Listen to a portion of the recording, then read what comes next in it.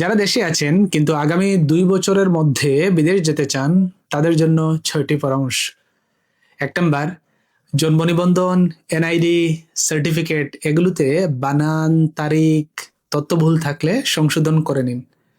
বলা হয়ে থাকে বাংলাদেশে যাদের কাগজপত্রে কোনো ভুল নাই তারাই সবচেয়ে সুখী মানুষ, কারণ এমন মানুষ পাওয়া খুবই কঠিন যাদের এই ডকুমেন্টগুলোতে কোনো ভুল নাই। 2 নম্বর হচ্ছে পাসপোর্ট বানিয়ে ফেলুন। অনেকেই পাসপোর্ট বানাতে শুধু শুধু বিলম্ব করে থাকেন। 10 বছর মেয়াদি পাসপোর্ট বানালে মেয়াদ শেষে দুশ্চিন্তা করতে হয় না।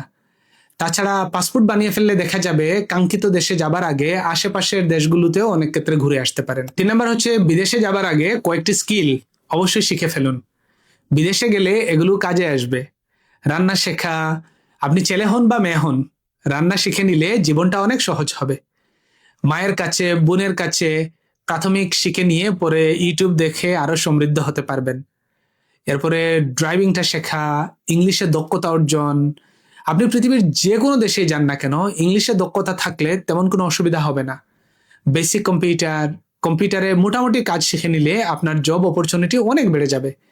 তাই শুধু এমনিতে সময় নষ্ট না করে এই স্কিলগুলো আপনারা আয়ত্ত করতে পারেন। এই স্কিলগুলো আপনাদেরকে আত্মবিশ্বাসী বানাবে। 4 নম্বর হচ্ছে আপনি যে দেশে যেতে চান ওই দেশ নিয়ে স্টাডি করুন।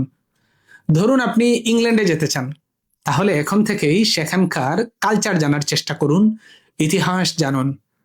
এটা আপনাকে অন্য 10 জনের চেয়ে যথেষ্ট এগিয়ে রাখবে।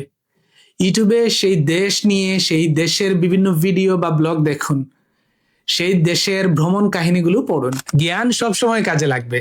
দেখবেন ওই দেশে যাওয়ার পর ওই দেশটা আপনার খুব পরিচিত মনে হবে, কারণ আপনি তো আগে স্টাডি করে এসেছেন।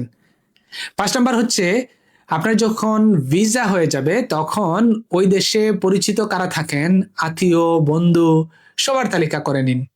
বিদেশ গেলে পরিচিত মানুষ অনেক কাজে আসবে। আপনি তাদেরকে হোয়াটসঅ্যাপে মেসেজ দিয়ে জানান যে আপনি কিন্তু আসছেন অথবা আপনি বাংলাদেশ থেকে ওই দেশে যাচ্ছেন, তারাও খুশি হবেন।